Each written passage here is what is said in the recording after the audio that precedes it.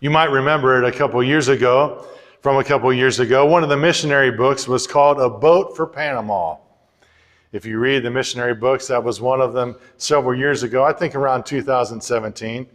It talks about this boat that was donated to the work there in Panama to help facilitate evangelism ministry in the area surrounding a portion of Panama called Bayano Lake in eastern Panama. And the boat was dedicated March 5th, 2017. And I have some pictures of that, Joe, if you can bring those up, of the dedication there. Pastor De La Cruz is one of the pastors who was there to dedicate it, and Anna Rodriguez was a pioneer missionary there in the area, and she and her children, along with other pastors in that region, were there at the boat dedication. They were going to use this boat to reach areas that they wouldn't otherwise be able to reach and get to the other side. There's one more there, Joe, of the dedication.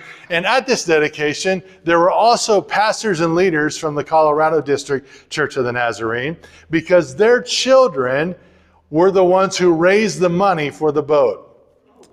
For the Colorado District Children's Ministry raised the money for that boat that you see there. And so some of the district leaders were there for the dedication and celebrated that day that they were going to be able to reach other people that they weren't otherwise able to reach before. And I love that story because in the Gospels, as you read through, especially in the Gospel of Mark, if you read through, Jesus and his disciples are in and out of boats all the time to get to this side and that side, and it helps facilitate the ministry of Jesus. So I just love this story from Panama because Jesus did the same kind of thing to help facilitate reaching other people. Such is the occasion in Matthew 14 that we're going to look at this morning. Matthew chapter 14. And a little bit of the context here, it's right after the feeding of the 5,000, that miracle in Matthew 14, and Jesus tells his disciples to get into the boat and go to the other side ahead of him. He's going to join them, but they need to go first. Get in the boat, he commands them, or strongly compels them, is the meaning here, to get in the boat and go to the other side ahead of him. But it isn't long that they begin to face a windstorm that causes the waves to start to batter the boat. It isn't very long before they start to face adversity, even though Jesus told them, he's the one who told them to go to the other side. And yet, just a little ways into their journey, they face trouble and adversity. The truth is, adversity and trouble is often experienced on the way to the other side. We find our passage today in Matthew 14, 22 through 27 to begin with. This is the word of the Lord. Immediately, Jesus made the disciples to get into the boat and go on ahead of him to the other side, while he dismissed the crowds. And after he dismissed the crowds, he went up to the mountain by himself to pray. When evening came, he was there alone. But by this time, the boat, battered by the waves, was far from land, for the wind was against them. And early in the morning, he came walking toward them on the sea. But the disciples saw him walking on the sea, and they were terrified, saying, "It's a ghost." And they cried out in fear. But immediately, Jesus spoke to them and said, "Take heart, it is I. Don't be afraid." The word of the Lord. The boat is already a considerable distance from the land, is the way Matthew puts it. In John 6:19, it says that they're about 3 or 4 miles out. Gives us a little bit better picture of what that means. 3 or 4 miles out on the sea. So they can't quickly turn back to land now that this windstorm has whipped up and is battering their boat. They're caught in this windstorm, and they aren't making any headway to the other side. It's difficult travel. The reference here to the 4th watch of the night is probably between 3 and 6 a.m., or one puts it just before dawn that this is happening. So they've been struggling here for hours in this storm, or to get to the other side. They've been fighting this this wind and these waves. They've received no rest. They're tired. But to their credit, they don't give up. They don't just say, oh, let's turn around and just go with the wind back to the other side where we came from. Let's just give up and give in to the wind. To their credit, they keep going. But they are straining at the oars, Mark's account says. They're straining at the oars. They're going to the other side as Jesus told them to. But the waves and the wind are proving to be too much. The disciples are learning what we that we also know to be true. There is adversity on the way to the other side. Even if we're walking in obedience to the Lord, even if we're doing what Jesus told us to do, oftentimes there is trouble and adversity on the way to the other side, on the journey with Jesus. Following Jesus doesn't mean that it's always going to be smooth sailing, that there's always going to be sunshine, that everything's going to work out perfectly. That's not what it means, does it? We know that by experience. The disciples are learning that. Sometimes that happens, and we can experience that, but oftentimes there is trouble and adversity on the way to the other side. We heard that from our missionaries last week, didn't we? Missionaries Camilo and Sarah Gonzalez shared with us a little bit about their missionary journey, how it had not panned out as they had planned or had wanted or thought it would. They had spent 5 years in Equatorial Guinea and Cape Verde, and then they were commissioned to be part of the work there in Luxembourg. But when they made their applications for long-term visas, Luxembourg said no. Luxembourg said no. Now that often happens. That's not something that is a rarity, but it was still very discouraging to them. They had already been there. They had already invested in the work. They had already been started their language training. They had already put together some of the materials for church development. They had already made up the prayer and information cards about their work in Luxembourg, and now suddenly that was all taken away. Now suddenly they're at square one. They thought they knew where they were going, but now they had those questions all again for the Lord. What do you want for us? Adversity on the way. Adversity on the way. The disciples are experiencing that same kind of adversity on their way to the other side of the sea. The sea is rough. It's being battered by the waves. And that word battered is a very strong word. In fact, I looked it up and it's the same word used of the centurion's servant, the suffering of the centurion's servant who was paralyzed, the same word. It's the same word used of torture elsewhere in the New Testament. So this is an indication of just how of a distressing situation this is for the disciples. But Mark 6:48 indicates that Jesus sees the struggle of the disciples. Even though he's on the mountain by himself to pray, they are not out of his view.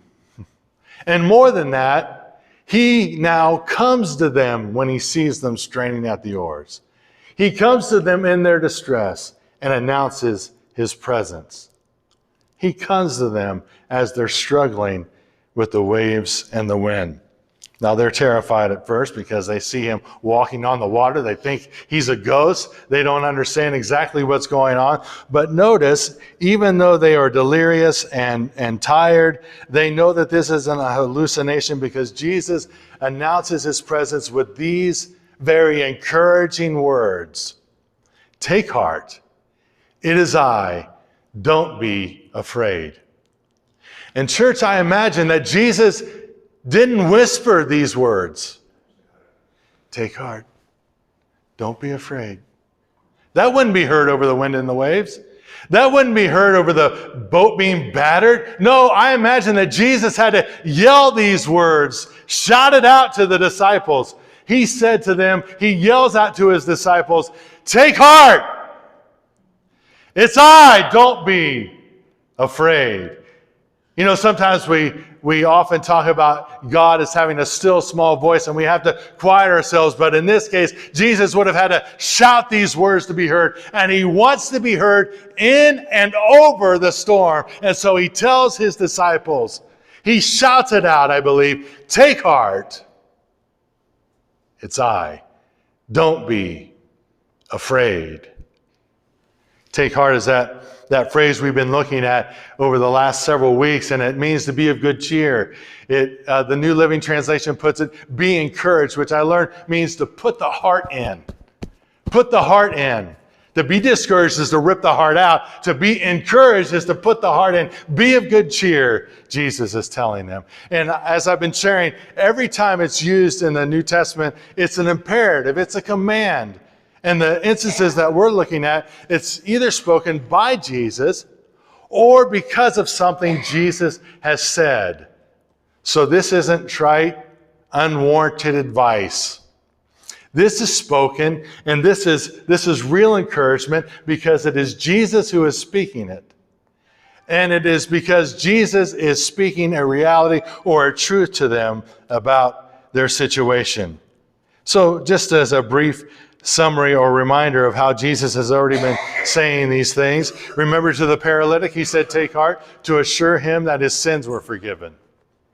Or remember the woman who had been bleeding for 12 years. He said this to her, take heart, to assure her that she had truly been healed. And now Jesus says, take heart, to his disciples to address their fears and to announce his presence with them. Take heart, Jesus says. It is I. Don't be afraid. That's the reason they should take heart, because it's Jesus there with them in the storm. It's Jesus there. And to add even more weight to that, or more gravity to that, this phrase that he uses, it is I, is literally, it is I am. You know, John uses the I am statements in his gospel. That's a similar thing that's happening here. Jesus is saying, it is I am who is here with you. The same one who was revealed at the burning bush with Moses. Yahweh reveals that to Moses, that his name means I am who I am. And Jesus is now saying, the same one who delivered Israel out of Egypt and rescued them from that slave and oppression is now the one right here with you. In your storm, in the windstorm. Roger Hahn adds that Matthew's first readers would also have recognized that in the Old Testament, it was God and God alone who would stride across the sea. Job 9:8, Psalm 77:19, several other passages make that very clear, that God is the one who rules over the chaos and walks on the sea. So he says, the point is clear. When the disciples see Jesus walking on the water, the correct conclusion to draw is that Jesus is God himself. That Jesus is God himself. Now, in light of this, and this is what I hope you'll get today, in light of this, in light that this is being revealed about Jesus, that he's there with them, that he's the one saying that this is him saying that his presence is there with them. Here's what I want us to hear today. Take heart here then means that when adversity comes, and it will come, it does not mean that the Lord has forsaken us.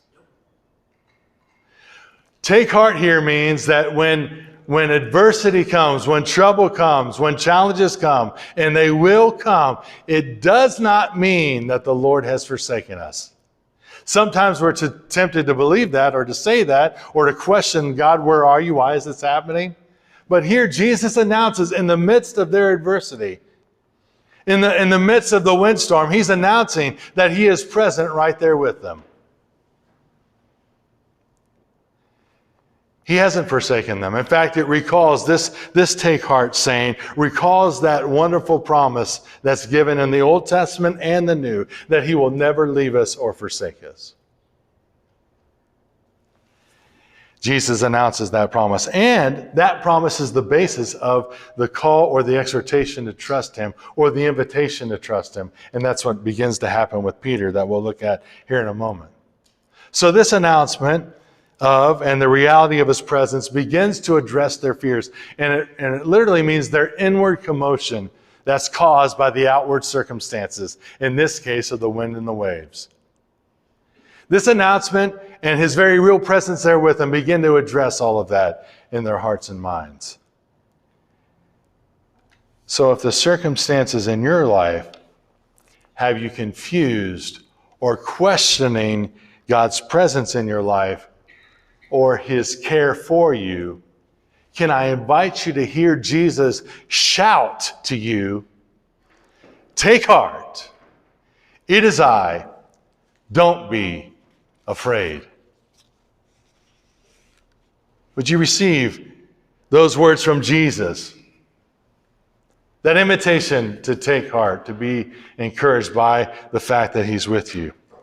This good news and pronouncement is the call for us to trust Jesus in the midst of the trying circumstances. And it's in the midst of these times of adversities that we can begin to learn more and more to trust Jesus and learn that he's trustworthy and trust him day by day. I brought a copy of that hymn, Day by Day, to Pastor Wayne this week because he brought it up several times. It's in our hymnal here if you wanted to look at it. And I brought him a copy of that hymn, Day by Day, because he had mentioned it. And I looked up the story behind the hymn, just as, it's just in curiosity about where the hymn story came from.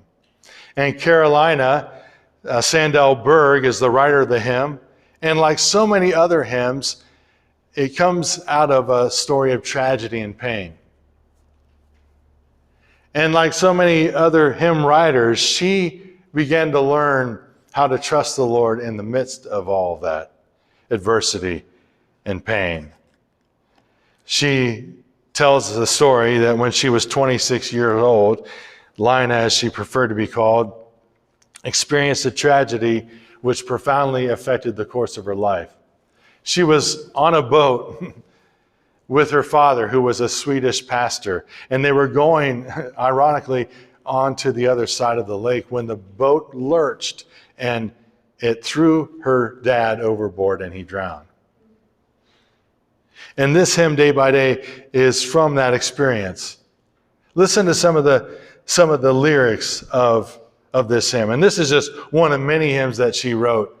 In fact, the story I found said she poured her heart out, her broken heart out in an endless stream of beautiful songs. Listen to some of the lyrics of this song. Every day the Lord himself is near me. There's that promise again, isn't it?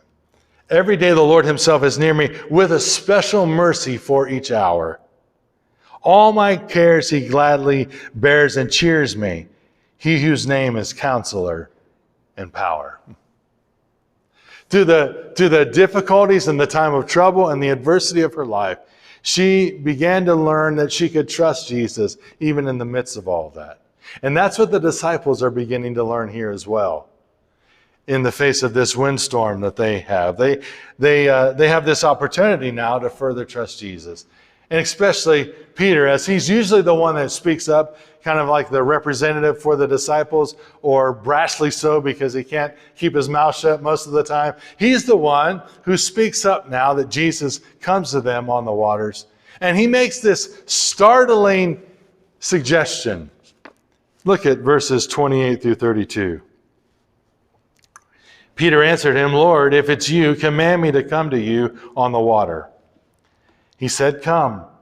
So Peter got out of the boat, started walking on the water, and came toward Jesus. But when he noticed the strong wind, he became frightened. And beginning to sink, he cried out, Lord, save me. Jesus immediately reached out his hand and caught him, saying to him, you of little faith, why did you doubt? When they got into the boat, the wind ceased, and those in the boat worshiped Jesus, saying, truly, you are the Son of God. Now, I don't know what Peter was thinking here. I can think of several other ways to verify if it's Jesus or not than getting out of the boat. In a windstorm and in a situation like that, that seems like it would be the safest place to be. But he suggests to come out onto the water. And amazingly, Jesus invites him to come. And it is an invitation of trust. And Peter gets out of the boat and starts to walk on the water. Craig Keener says, once Jesus has given this command to come, walking on the water is simply a matter of trusting the one who has performed so many miracles in the past. And I would add here, especially in the context, it also means trusting the one who has just said, take heart, it's I, don't be afraid. That's what Peter does. Peter gets out of the boat and starts to walk on the water, but not for long. Peter becomes afraid. Jesus has said, don't be afraid, and Peter becomes afraid. When Peter sees that the wind, or rather probably the effects of the wind, and feels the waves beating and battering against him, he begins to lose heart and begins to sink in the water.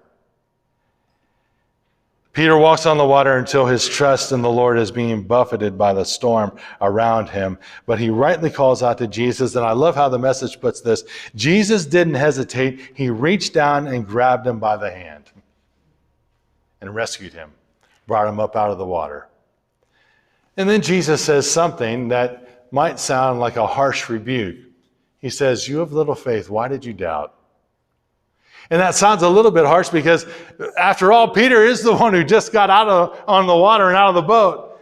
And we can understand why Peter would doubt, because he's being brutalized and battered by the wind and the waves. We can understand why he would begin to doubt with that going on around him. So what does Jesus mean here? I think if we can understand faith here as trust in Jesus, rather than a quantity of belief that we have, or as a belief in ourselves and our own ability to do something, the message becomes clear. Jesus is telling Peter and us that we can trust him even in the raging windstorms. Jesus is telling Peter he can trust him. You have little faith? He's inviting trust. He had invited him to come. He's inviting Peter to trust him, and again invites him to trust him. Roger Hahn comments, since Christ is in fact God, then this command, fear not, both makes sense and is the only appropriate way for Christians to live their daily lives. So when the adversity comes, when the times of trouble come, when the challenges come, and they will come, we can either fixate on those things, those problems, all that's happening, or Jesus will garner our attention. Now, sometimes that's kind of talked about in a way that would say, well, you just kind of have to pretend that the storm isn't raging. You just kind of have to ignore all that and pretend that it isn't happening. No, that's not what Jesus is inviting them to do. In the midst of it, he comes to them and he invites them to trust him, and he does the same for us. He's inviting us to acknowledge his presence with us.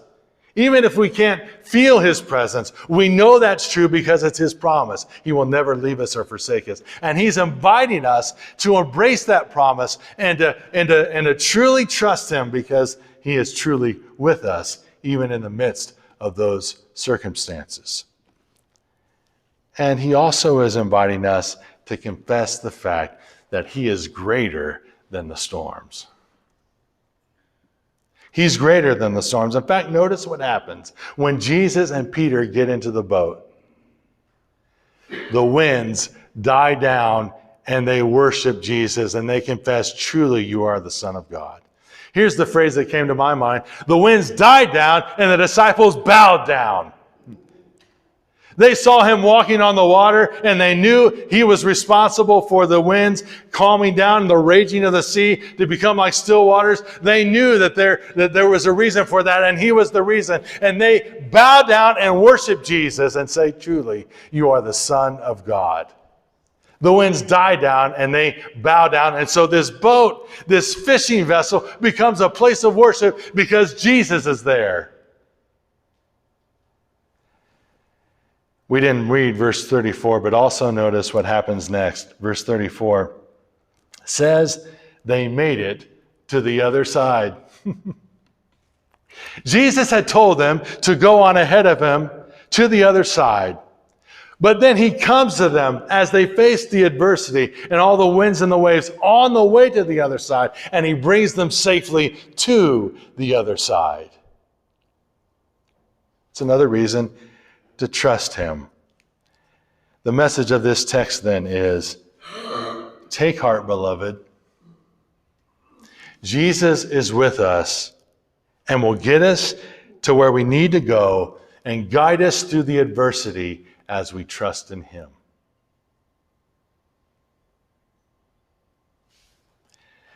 At the evangelism conference several weeks ago, Dr. Shaver shared the story behind his new devotional, Living in the Blessing, that I think will help bring this all together for us today. He talked about the story behind the title of that devotional.